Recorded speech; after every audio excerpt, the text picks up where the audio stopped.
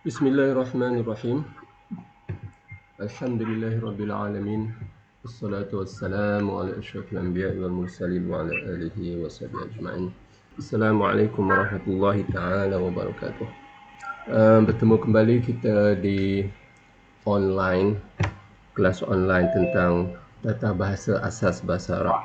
Jadi pada hari ini kita akan menyambung di pelajaran kedua di muka surat 26, dan kita telah buat sedikit latihan pertama dan kita nak habiskanlah untuk hari ini latihan seterusnya, dan kita insyaAllah akan sambung pada pelajaran ke-3 kalau sempatlah.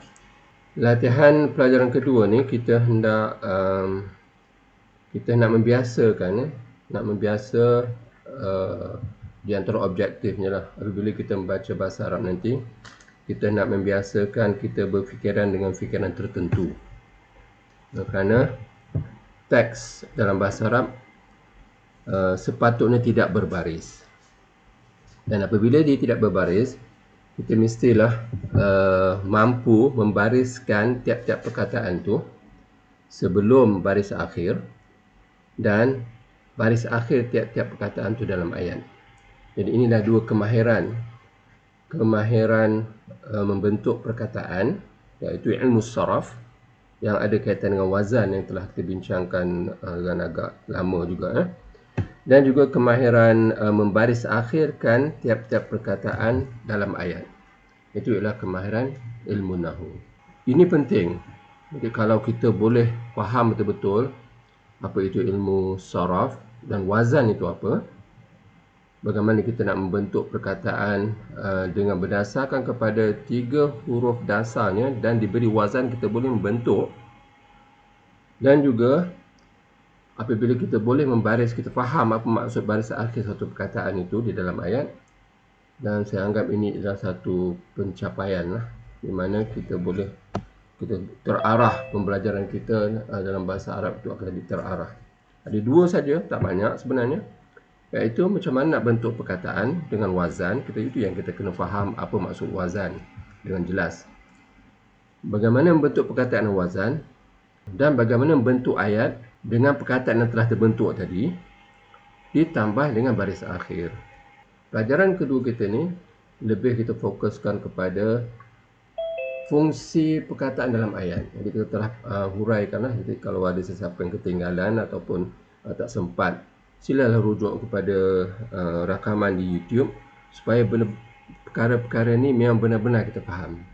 Kalau kita tak faham, tanya dan mudah-mudahan kita akan faham, dan kita nak masuk pelajaran nombor 3, ke-4 yang lebih mencabar sikit, akan lebih mudah lah.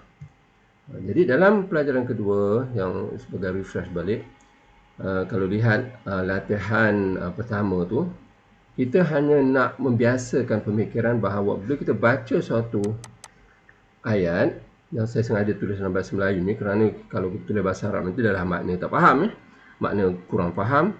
Jadi objektif nak mempunyai pemikiran tertentu tu mungkin lambat sikit lah. Jadi itu pasal saya tulis dalam bahasa Melayu.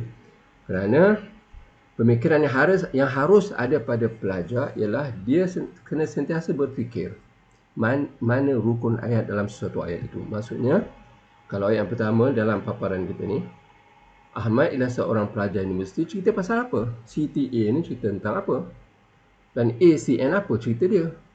Perkara ini memang sentiasa perlu ada pada pemikiran pelajar yang baru nak belajar bahasa Arab dan nak menangani masalah baris akhir ni. Cerita pasal apa, cerita tentang apa dan apa ceritanya. Perkataan itulah sahaja baris akhirnya dibariskan dalam baris depan. Yang lain tak akan dibariskan dalam baris depan. Dia akan dibariskan dalam baris atas. Dan kalau ada perkataan seperti preposition ataupun huruf jar dan sebagainya, ada di, ada ke, ada seperti, ka dan sebagainya, baris akhir perkataan universiti itu akan dibariskan dengan baris bawah. Ini sebagai contoh lah. Jadi kita dah buat ni latihan yang pertama, kita dah buat, iaitu kita nak melatih pemikiran kita. Bila kita baca teks, kita mencari cerita tentang apa dan apa ceritanya. Itulah rukun ayat. Cerita tentang Ahmad, jadi kan bariskan akhir perkataan Ahmad ni baris depan Ahmadu. Jadi ialah seorang pelajar, seorang pelajarun. Ni R ni kena baris depan lah kalau jadi bahasa Arab nanti. Yang lain tu tak akan dibariskan dengan baris depan kerana itu ialah rukun ayat. Hanya rukun ayat baris akhirnya dibariskan dengan baris depan, dan adalah perbincangan terperinci nanti ya. Jadi kita dah buat latihan pertama, iaitu latihan pertama objektif dia mengenal pasti rukun ayat. Cerita tentang apa dan apa ceritanya. Dan kita pun dah sentuh lah, Aminah suka membaca buku. Cerita tentang Aminah, apa cerita suka? Suka apa? Membaca. Jadi suka saja baris depan, Aminah saja baris depan, baris akhirnya. Membaca tak akan dibariskan dalam baris depan, dan buku pun tidak akan dibariskan dalam baris depan. Ini tengoklah konteks nanti macam mana ayat dalam bahasa Arab itu. Dan juga nombor 3 ni kita pun telah buat. Kita dah sentuh semalam Ali menonton TV di rumah. Ini cerita pasal apa? Ali. Apa cerita menonton? Apa dia tonton? TV. Jadi TV itu kena baris atas. Semalam pun ke baris atas kerana dia bukan rukun ayat. Dia menghuraikan masa, dia menghuraikan tempat ataupun menghuraikan apalah yang ada dalam senarai fungsi tata bahasa. Dan yang selain daripada subjek predikat. Itu CTA itu subjek ya. ACN itu predikat ya. Jadi kita sambunglah untuk hari ini. Kita nak buat latihan nombor 2, iaitu mengenal pasti huraian rukun ayat. Jadi sekarang ni ada huraian-huraian terhadap rukun ayat itu. Jadi kita nak latih pemikiran kita begitu. Bila kita baca teks dalam bahasa Arab, kita sentiasa mesti berfikir cerita tentang apa ceritanya. Kerana baris akhir kedua-duanya dia akan dibariskan dalam baris depan. Yang lain baris atas. Jadi aspek apakah yang akan dibariskan baris akhir itu dengan baris atas? Aspek yang adalah tengok pada ayat-ayat suatu ayat itu. Jadi kita buat bersama ya. Latihan nombor 2. Nombor 1 latihan nombor 2, dan nombor 1. Cikgu mengajar dengan gembira kerana dia suka mengajar. Baik, jadi cerita pasal apa katnya? Cerita pasal cikgu. Okey, apa cerita dia mengajar? Apakah fungsi dengan gembira ni? Apakah dia yang dihuraikan? Dan gembira menghuraikan keadaan dia. Keadaan cikgu tu macam mana? Dengan gembira. Okey, jadi kita bolehlah keadaan dia, kita boleh dah tulis sini ya. Dengan gembira. Kemudian, kerana dia suka mengajar. Jadi, dari segi makna pun kita tahu. Kerana dia suka mengajar, menghuraikan sebab. Pasal apa cikgu mengajar dengan gembira? Kerana dia suka mengajar. Jadi, sebabnya, huraiannya ialah kerana dia suka mengajar. Huraian bagi rukun ayat tu, bagi cikgu mengajar. Sebab dia mengajar dengan gembira. Pertama, dihuraikan dengan keadaan cikgu tu gembira. Kemudian dihuraikan dengan sebab keadaan cikgu tu begitu. Jadi kerana dia suka mengajar. Jadi inilah yang kita kena kenal pasti dalam apabila kita berlatih membaca ayat dalam bahasa Arab. Kerana cikgu saja baris akhir baris depan, mengajar saja baris akhir baris depan, dengan gembira baris akhirnya akan dibariskan dalam baris atas. Kerana dia suka mengajar juga, baris akhirnya akan dibariskan dengan baris atas. Kecualilah ada perkataan seperti fi, iaitu bermaksud dalam, ila, ke dan sebagainya lah yang kita dah sebut, iaitu terdapat pada muka surat yang terakhir. Kalau kita lihat buku kita, muka surat terakhir tu adalah disenaraikan perkataan-perkataan yang kita tidak perlu fikir, kita hanya perlu menghafal maknanya. Jadi nombor 1 ni saya rasa tak ada masalah. Kita kena latih berfikir begitu saja ya. Itu cerita pasal apa, cerita pasal cikgu, apa cerita dia mengajar. Yang lain semua baris akhirnya akan baris atas.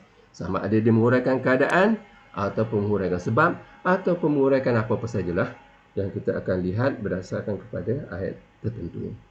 Baik, nombor 2 pula. Jadi kalau lihat di paparannya dan di buku juga, dalam buku surat 26 ya. Ayatnya, setiap hari Fuad pergi ke sekolah dengan basikal. Adakah ada cerita dalam setiap hari? Tidak.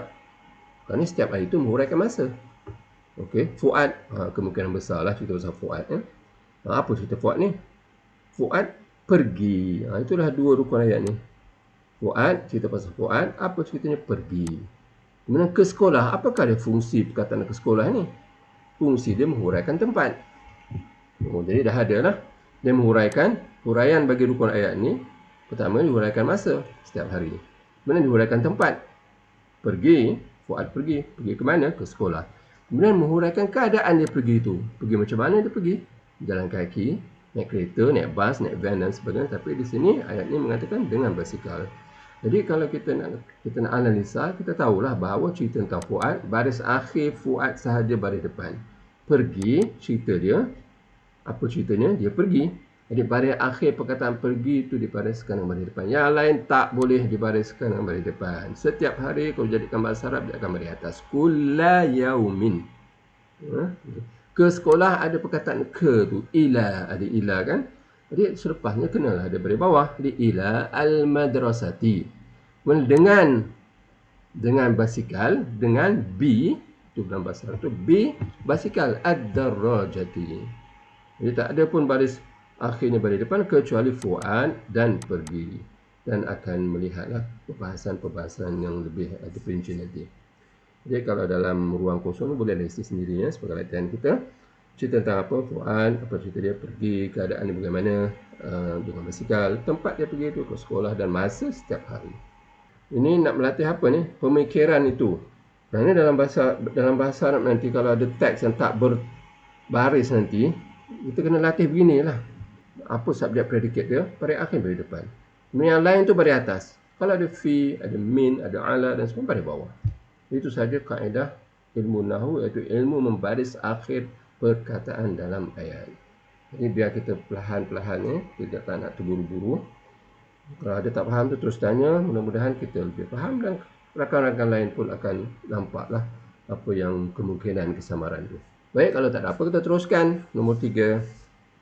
Jadi ayatnya ialah begini. Membaca buku di bilik ketika semua orang tidur adalah satu amalan yang baik. Agak-agaknya cerita pasal apa ni? Cerita pasal buku? Tidak. Cerita pasal bilik? Tidak. Cerita pasal semua orang sedang tidur? Tidak. Cerita pasal satu amalan yang baik? Tidak. Cerita pasal membaca. Baca apa? Itu huraian dia lah. Baca buku, baca majalah, baca komik boleh lah. Tak kisah dia sekarang. Yang penting cerita pasal membaca. Membaca dan dihuraikan dalam buku. Apa cerita ni? Apa ceritanya? CTA dia cerita tentang apa? Cerita tentang membaca. Buku tu huraian lah. Apa cerita membaca ni? Satu amalan. Sifat amalan macam mana? Amalan yang tak baik ke dan sebagainya? Amalan yang baik. Jadi di sini kita kenal pasti dah, kita dah tahu dah bahawa cerita tentang membaca buku. Kalau kita nak letak buku pun tak apa juga sebagai huraian. Membaca buku tu apa cerita dia? Satu amalan yang baik. Jadi perkataan membaca buku dan satu amalan yang baik sahaja akan baris akhirnya dibariskan dengan baris depan. Yang lain dihuraikan. Membaca buku di mana? Di bilik. Bukan di luar bilik ke di luar rumah dan sebagainya. Keadaan bagaimana? Ketika semua orang sedang tidur. Barulah dia pun ceritanya ialah satu amalan yang baik. Jadi di bilik di sini, dia menghuraikan rukun ayat. Baris akhirnya tak boleh baris depan. Yang penting itu, tak boleh baris depan. Kerana dia bukan rukun. Dia bukan rukun ayat. Jadi yang kita dah bincang sebelum ni, baris depan tu ada signifikasi ni dalam bahasa Melayu. Kerana depan tu penting. Jadi kita beri kepada satu fungsi dalam ayat yang terpenting sekali. Iaitu subjek predikat. Tak ada subjek predikat, ayat takkan sempurna kalau kita kata membaca buku di bilik ketika semua orang sedang tidur. Kita diam aja. Apa dia ayat ni? Ayat tergantung. Jadi kena ada subjek predikat tu. Jadi kebetulanlah bahasa Melayu ni depan itu, baris depan tu ada maknanya tersendiri yang kita boleh guna pakai. Jadi baris depan tu, oleh kerana depan tu penting, kita beri kepada rukun ayat yang merupakan aspek terpenting dalam ayat. Kerana tanpa rukun ayat, ayat akan tergantung dan tidak disalin. Jadi kita berilah dia membaca buku ni baris depan. Cerita tentang apa? Baca buku. Apa ceritanya? Satu amalan baik pun baris depan. Dan dihuraikan tempat, adakah dihuraikan tempat? Ada. Di bilik. Ada huraikan masa atau keadaan? Ini pulang tengok teks ayat ni. Di sini kita boleh kata menguraikan masa, iaitu ketika semua orang sedang tidur. Ataupun keadaan pun tak apa juga. Itu bergantung pada konteks ayat tu nanti ya. Dijelaslah sini dihuraikan rukun ayat ni CTA dan ACN. Huraian ni ialah tempat dan masa. Jadi ni kita nak latih ni. Saya tak boleh nak over stress perkara ni ya. Kerana dalam peringkat awal begitu. Dan kalau teks tu berbaris, biasalah teks berbaris sekolah menengah ke ataupun peringkat universiti pun kadang-kadang dibaris kan. Bila berbaris, pelajar tidak akan terlatih untuk berfikir. Saya ikut baris, dia baca je ikut baris. Dia tak terfikir ni nak baris apa ni, pasal dah ada baris dah. Jadi ini ada pendekatan lain sikit lah. Kita tak nak letak baris supaya kita berfikir. Kita kena sentiasa berfikir. Dalam satu teks bahasa Arab, baca Quran ke, baca doa dan sebagainya, sentiasa berfikir cerita pasal apa ni? Apa ceritanya? Yang lain daripada itu, huraian. Jadi kalau kita dah boleh faham betul-betul ni, insya-Allah perjalanan kita untuk menguasai bahasa Arab ni akan jadi lebih mudah. Jadi ini penting. Baik, kita sambung lagi latihan kita ni. Nombor 4. Sambil tersenyum. Pelajar itu mengangkat tangan kerana gembira. Jadi kalau kita dah biasa berfikir begitu, kita akan tahulah, oh ini cerita tentang pemain itu. Pemain itu. Jadi sambil tersenyum, pemain itu, apa ceritanya? Mengangkat. Sambil tersenyum, pemain itu mengangkat tangan kerana gembira. Jadi cerita pasal pemain itu. Apa cerita mengangkat? Apa yang diangkat tu? Itulah perkara, itu bukanlah rukun ayat. Dia angkat bola kan, angkat kotak dan sebagainya, itu perkara lain. Jadi pemain itu, cerita pasal pemain itu, apa cerita mengangkat. Jadi dihuraikan apa? Dihuraikan keadaannya sambil tersenyum. Bila dihuraikan sambil tersenyum, kita tahulah baris akhirnya tak boleh dibariskan dengan baris depan. Kerana baris depan hanya pemain itu dan mengangkat. Dan apa yang diangkat? Ada huraian lain. Huraian objek. Ada benda yang diangkat, ya. Mengangkat tangan, tangan itu ialah objek. Dan dia baris akhirnya tak boleh dibariskan dengan baris depan. Dia kena dibariskan dengan baris atas. Kemudian sebab, ada sebab tak? Ada, kerana dia gembira. Itu pasal dia angkat tangan.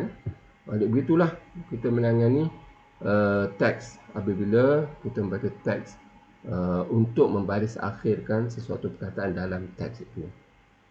Itu ialah latihan ataupun ayat yang nombor 4 sebagai latihan yang kedua ni. Rasa okey ya? Jelas?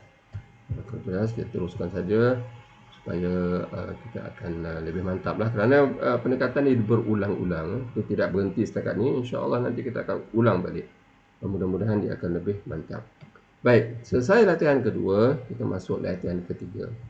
Iaitu huraian rasional baris akhir dalam perkataan. Jadi baris akhir ni, kenapa kita nak bariskan dia sama ada baris depan, atau baris atas, ataupun baris bawah. Jadi kita nak sebagai latihan saja. Jadi ada beberapa perkataan saja yang terpilih di sini. Baik, yang pertamanya, ayat pertamanya, berpuasa bulan Ramadan adalah kewajipan setiap orang Muslim. Jadi cerita pasal berpuasa. Okey.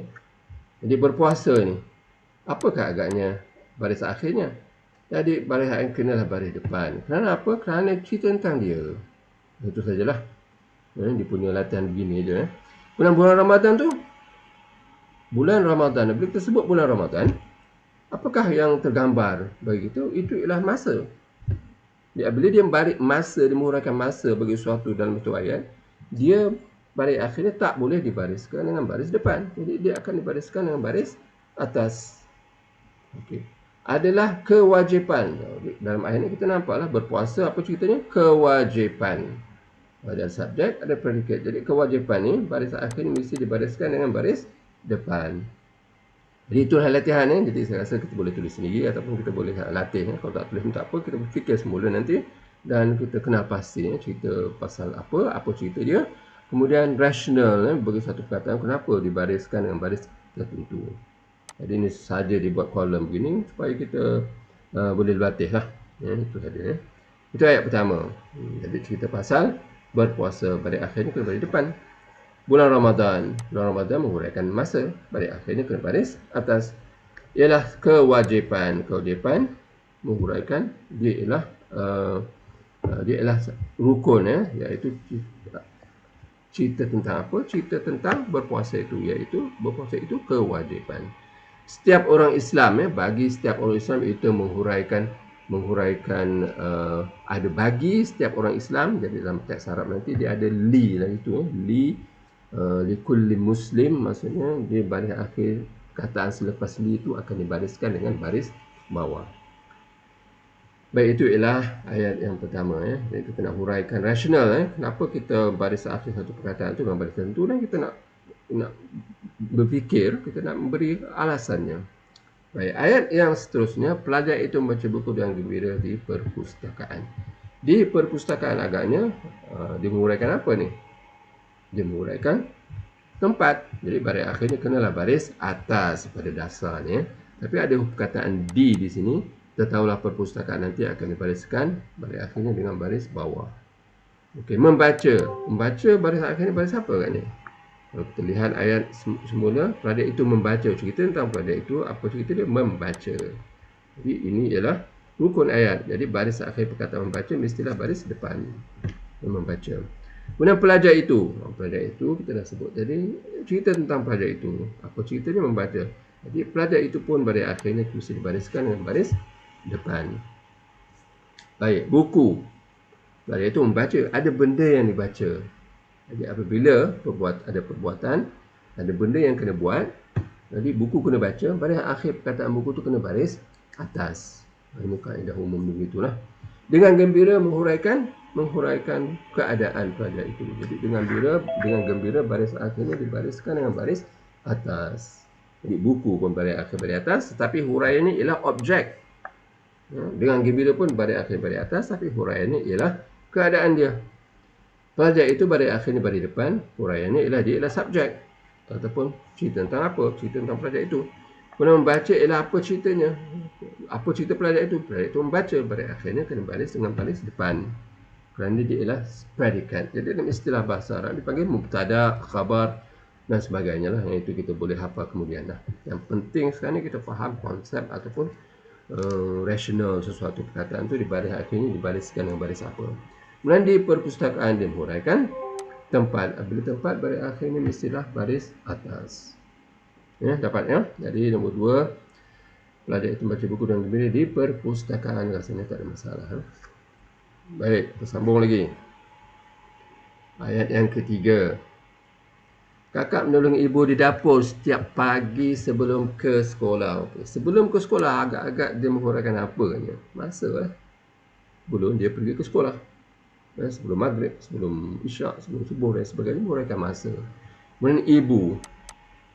Agaknya dalam ayat ni, ibu ni apa fungsi dia dalam fungsi tata bahasa dalam ayat ni? Kakak menolong, ada benda yang kena tolong. Jadi siapa yang kena tolong? Ibu lah kena tolong. Jadi baris akhirnya kena baris atas. Begitu juga sebelum ke sekolah tadi. Tapi sebelum ke sekolah, baris akhirnya baris atas. Alasannya kerana dia menguraikan masa. Ibu baris akhirnya baris atas, alasan dia menghuraikan sebagai dia berfungsi sebagai objek dalam ayat ini. Objek bagi kata kerja menolong. Okey, kakak pula. Jadi kakak jelas apa ayat itu. Ayat yang ada ini, iaitu dia ialah cerita tentangnya. Kita cerita tentang kakak. Jadi kakak baris akhirnya kena baris depan. Kemudian di dapur. Di dapur menguraikan tempat. Bila menguraikan tempat, fungsi tata bahasa dia menguraikan tempat, baris akhirnya kena baris atas. Tapi nanti kalau dalam bahasa Arab ada perkataan di, tahulah dapur ni kita akan bariskan dengan baris bawah. Itu ialah rinciannya nantilah. Tapi yang penting di dapur tu menghuraikan tempat. Jadi keadaan dia, alasan dia di baris akhirnya dia akan dibariskan dengan baris atas kerana dia menghuraikan tempat. Menolong. Menolong menceritakan tentang kakak. Kakak apa dia cerita dia? Menolong. Jadi menolong, perkataan menolong baris akhirnya kena baris depan. Ya. Kemudian setiap hari, setiap pagi menghuraikan masa. Jadi setiap pagi kena baris akhirnya kena baris atas kerana dia menghuraikan masa. Jadi yang kita telah buat sebelum ni, rukun ayat saja baris depan, yang lain akan baris atas kecuali ada huruf pembaris bawah. Jadi yang lain tu akan dibariskan atas tu adalah sebab-sebabnya. Dia menguraikan masa, dia menguraikan tempat, dia menguraikan sebab, dia menguraikan keadaan, dia menguraikan objek bagi perbuatan. Itu yang paling biasa, walaupun ada detailnya. Jadi kalau kita dah faham atau kita nampak rasionalnya, kita tak ada masalah dari sini nak membariskan sesuatu perkataan dengan baris tertentu. Ya, silakan. Cuba Ustaz buat dalam bahasa Arab yang nombor 3 ni sekali. Kakak menolong ibu di dapur setiap pagi sebelum ke sekolah. Boleh nak buat bahasa Arab, tapi tak apa, okey, saya buat bahasa Arab insya-Allah. Tapi ini nak menghuraikan rasional ya, tapi dalam bahasa Arab kemungkinan digunakan struktur-struktur yang berbeza sikit. Tapi tak apalah, kita akan tulis sini ya. Kakak al-ukht ya. Ustaz nak tanya, sebelum ke sekolah dengan setiap pagi tu, kita boleh letakkan dua-dua tu masa Boleh. Boleh. Dia tak semestinya satu benda je. Kemungkinan banyak masa tu boleh dihuraikan dengan macam-macam perkataan ya. Yang penting dia menguraikan masa. Saya buat latihan sendiri. Saya ingat sebelum ke sekolah tu menceritakan tentang keadaan. Tidak, dia kalau macam kita kata sebelum maghrib kan, bukan keadaan. Saya semayang sunat sebelum maghrib katakan, ataupun selepas maghrib. Jadi sebelum tu menguraikan masa, bila semayang tu. Adik sebelum ke sekolah tu menguraikan masa jugalah. Tapi tengok keadaan juga nanti. Kemungkinan dia akan jadi benda lain juga, berdasar kepada konteks ayat ya. Tapi di sini yang paling jelas sekali ialah dia menguraikan masa sebelum ke sekolah. Baik, dalam bahasa Arab tadi al-ukht. Ini bahasa Arab dia lah okey.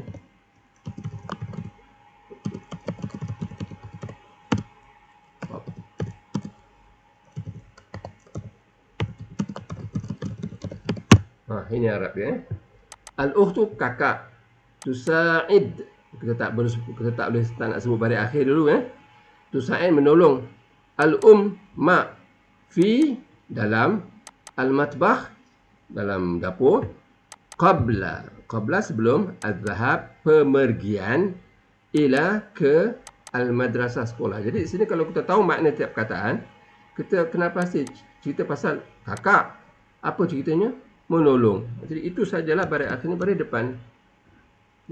Al-ukhtu, kalau nak sebut baris akhir lah, tusa'idu. Dia adalah perbincangan yang detail nanti kerana dia kata kerja. Okey, yang lain takkan dibariskan dengan baris depan. Al-umma, baris atas. Fi, ada perkataan yang membariskan bawah ni. Baris kha ni, al-matbah kena baris bawah. Kemudian sebelum ni menunjukkan masa. Dia tak boleh kata qablu, tak boleh kata qabli, kena kata qabla. Yang sebelum pergi, yang ini kena baris bawah kerana kita akan bincangkan juga satu lagi kaedah bahawa perkataan nombor 2 ni dia bukan sifat bagi yang pertama. Pemergian tu bukannya sifat, dia bukan seperti panjang, pendek, besar, kecil. Jadi sebelum pemergian, itu terjemahan literal ni begitulah dalam bahasa Arab Jadi kalau perkataan nombor 2 ni dia bukan sifat bagi sebelumnya, baris akhir ni mesti dia bariskan dengan baris bawah. Jadi itu ialah kaedah dia. Kemudian ada ila ke sekolah, al-madrasati. Jadi kena baris akhirnya kena baris dengan baris bawah, al-madrasati ya. Jadi itulah sebagai contoh kalau kita nak menjadikan dia Arab Okey, jelas ataupun ini ialah apa orang kata, pengenalan awal InsyaAllah nanti kita akan lebih mendetail Dan kerana saya mengambil kira ada yang di kalangan kita ni ada yang betul-betul baru nak belajar bahasa Arab kan. Jadi kalau kita letak teks Arab tu, lagi benda lain saya kena belajar. Macam mana? Sebab macam contohnya matbakhi tu bagi bawah. Dia mengapa bagi bawah macam zahabi, al-zahabi. Okey. Dia bagi bawah. Jadi ini bahasa subjek lain pula tu kita kena belajar. Tak, ini ialah kerana kita dah sebut sebelum ni, kalau ada perkataan seperti fi, ada perkataan seperti fi, ada perkataan seperti ila, baris akhir perkataan selepasnya mesti dibariskan dengan baris bawah. Itu kaedah lah. Satu kaedah lain Tapi kedua-dua ni, yang ni kedua ni fi al-matbakh ni, kalau kita buang dia, kita letak satu perkataan saja yang melambangkan tempat, baris akhirnya kena baris atas. Tapi tak apalah, itu kemudian sikit. Macam tu ya. Okey.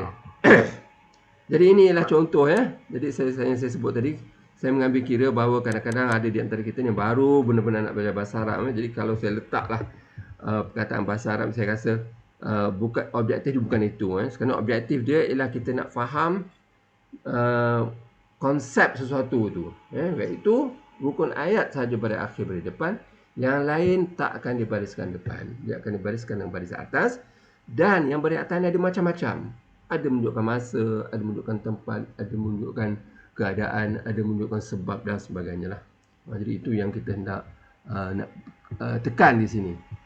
Jadi itu yang saya gunakan bahasa Melayu. Tak apa, kita sebagai satu contoh ni kemungkinan akan membantu kita pada akan datang nanti insya-Allah. Jadi cerita pasal al-ukhtu, apa cerita dia?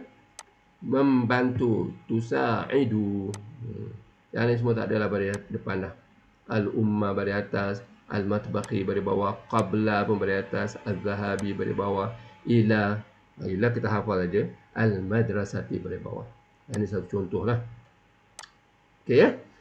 Baik. Kalau okey, kita sambung lagi insya-Allah untuk melatih memahami konsep kenapa baris akhir satu perkataan itu berubah-ubah.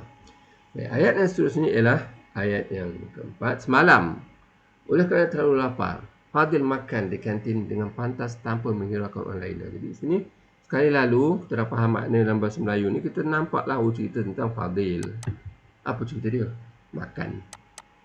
Yang lain semua dihuraikan. Bila berlaku ni? Semalam. Jadi kenalah sebut semalam pada atas. Oleh kerana terlalu lapar. Jadi oleh kerana terlalu lapar menguraikan sebab. Baris akhir pun kena baris atas. Kemudian di kantin, tempat, baris akhir pun kena baris atas. Itu pada dasar, pada asal begitu. Dengan pantas keadaannya. Keadaan macam mana? Dengan pantas, dengan rujuh dan sebagainya. Kemudian keadaan lagi tanpa menghiraukan orang lain. Keadaan dia tidak kisah orang lain kerana terlalu lapar dia pun makan. Jadi kalau kita nak bincang dari segi rasional, kenapa baris akhir suatu perkataan itu dibariskan dalam baris tertentu, dan alasannya beginilah. Makan. Jadi makan apa dia? Fadil makan. Cerita itu lah. Cerita pasal Fadil. Apa cerita dia? Makan. Jadi ini baris akhirnya kena baris depan. Kenapa baris perkataan makan dibariskan dalam baris depan? Kerana dia ialah apa ceritanya. Dia menghuraikan Fadil. Dia ialah cerita kepada Fadil. Okey, kita lihat seterusnya. Oleh kerana terlalu lapar. Oleh kerana terlalu lapar menguraikan sebab. Bila sebab, baris akhirnya kena baris atas. Dengan pantas menghuraikan keadaan dia. Baris akhir pun kena baris atas. Di kantin menghuraikan tempat. Baris akhirnya kena baris atas.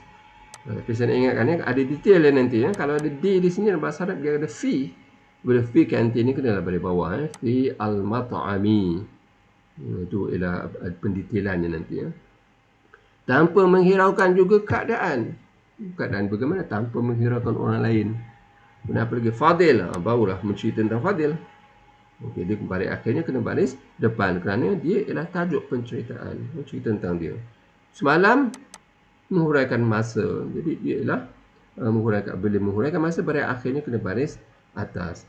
Orang lain menghiraukan. Kita dapatnya tanpa menghiraukan. Ada perkataan di sini, menghiraukan. Iaitu kata kerja juga. Jadi Fadil tidak menghiraukan, orang lain akan berfungsi sebagai objek bagi kata kerja menghiraukan. Ini adalah terperinci nantilah. Jadi dari segi sekali lalu kita dapati bahawa ayat itu begitulah. Semalam, masa, oleh kerana terlalu lapar, menguraikan sebab, Fadil makan. Fadil, cerita pasal Fadil makan.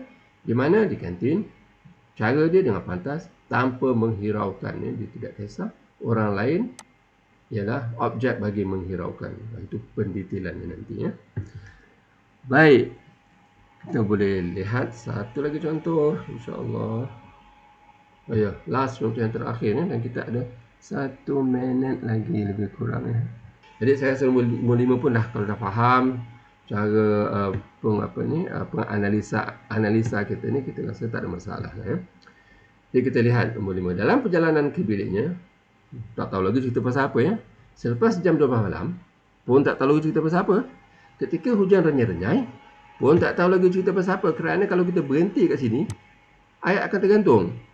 Dalam perjalanan ke biliknya selepas jam 12 malam ketika hujan renyai-renyai, titik. Kita tak puas hati ni, cerita pasal apa ni? Barulah bila disebut Salim terdengar, barulah kita tahu cerita pasal Salim. Apa cerita dia? Terdengar. Apa yang didengar? Satu suara. Di mana suara itu? Di belakangnya.